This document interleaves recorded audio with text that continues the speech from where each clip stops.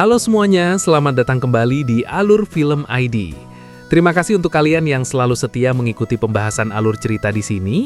Kali ini kita akan membahas tentang alur cerita Study Group, khususnya episode 1 dan 2. Series ini bukan sekedar tontonan aksi sekolah penuh perkelahian.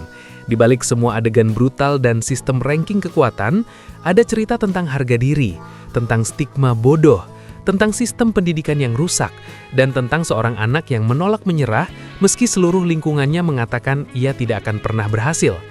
Seperti biasa, pembahasan ini mengandung spoiler penuh, jadi pastikan kalian sudah siap mengikuti ceritanya sampai selesai. Tanpa berlama-lama, mari kita ke alur ceritanya.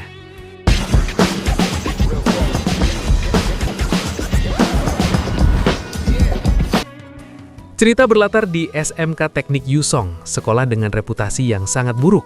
Tempat ini dikenal sebagai markasnya siswa berandalan, bukan nilai raport yang menentukan status, melainkan kekuatan fisik. Di sini, semakin sering kamu menang berkelahi, semakin tinggi posisimu.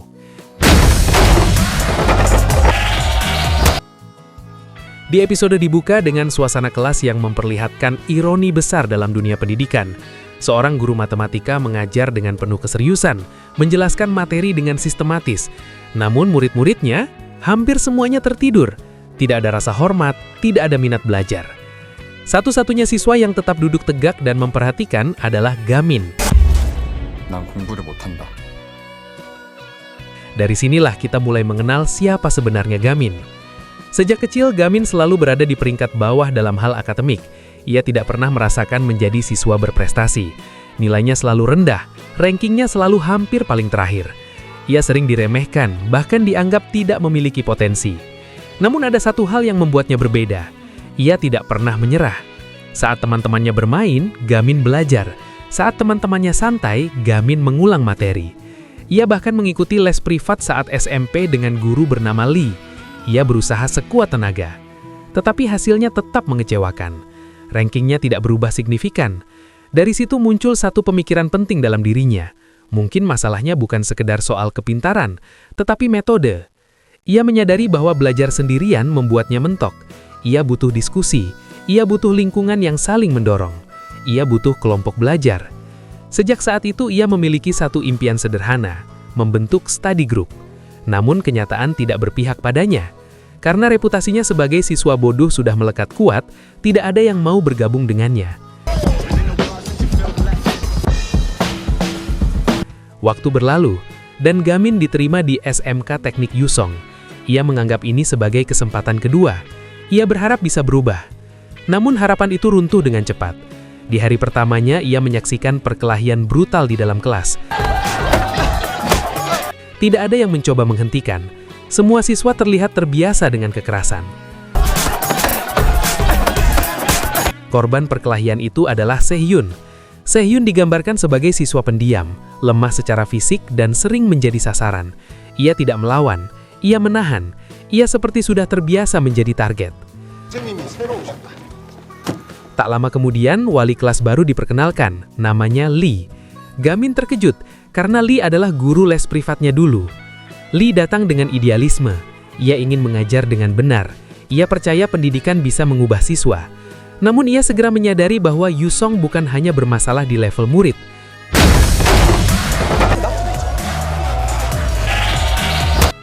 Wakil kepala sekolah justru membiarkan siswa merokok, bahkan menyediakan fasilitas agar aktivitas itu lebih tertib. Artinya, sistem sekolah sudah berkompromi dengan kerusakan.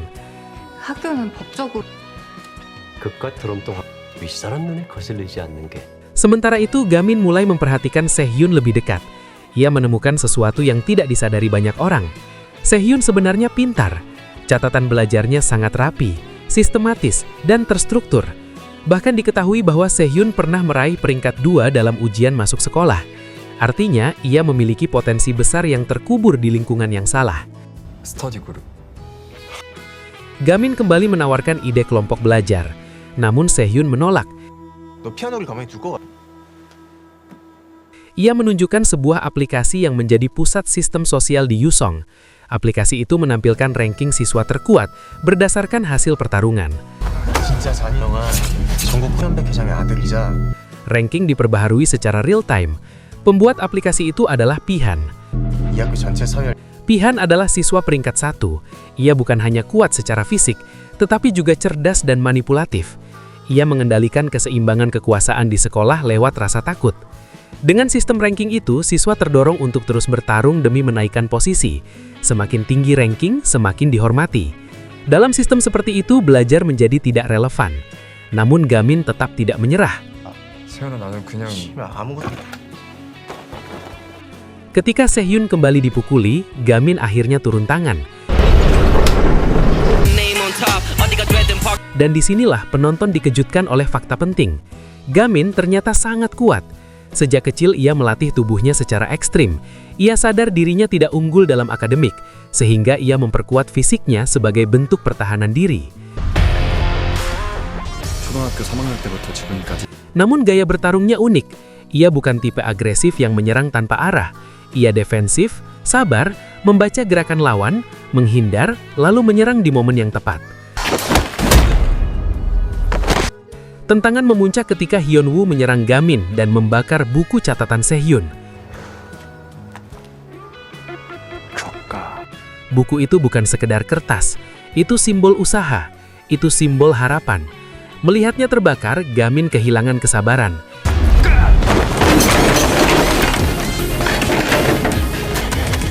Ia bertarung dengan serius. Setiap serangan Hyunwoo ditangkis dengan presisi. Dalam waktu singkat, Hyunwoo tumbang di depan banyak siswa. Momen itu menjadi titik balik.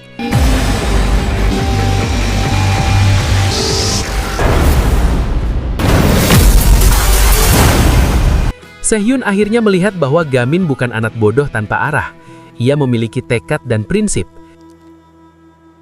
세연아 미안해. 한다고 스터디 그룹 Sehyun setuju bergabung, namun konsekuensinya besar. Gamin hampir dikeluarkan dari sekolah. Guru Lee membelanya di hadapan inspektur. Ia menjelaskan bahwa Gamin hanya membela diri dan memiliki motivasi belajar tinggi. 폭력을 당했다고 똑같이 폭력을 수 없다는 거 옳은 말입니다. Setelah pertimbangan panjang, inspektur memberikan syarat. Kelompok belajar boleh dibentuk jika memiliki 5 anggota dalam 2 minggu. Jika gagal, Lee akan diberhentikan. 궁금하네. Tekanan meningkat drastis. Proses perekrutan menjadi sulit karena rumor menyebar bahwa Gamin adalah siswa brutal setelah insiden tak sengaja membuat seorang siswa pingsan. Tanpa klarifikasi, ia dicap psikopat. Semua menjauh.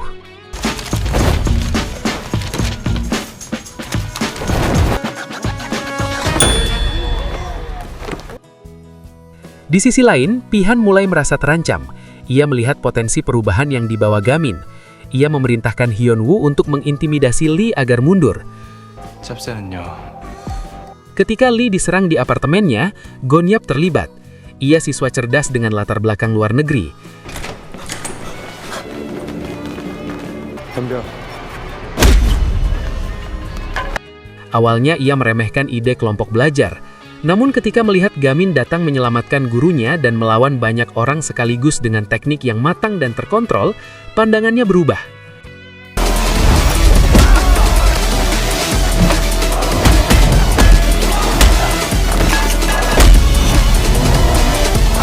Gamin tidak bertarung untuk pamer, ia bertarung untuk melindungi.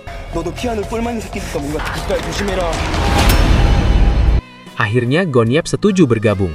뭐 정당한 즉각? 뭐 이런 거 너무 믿지 마시고요.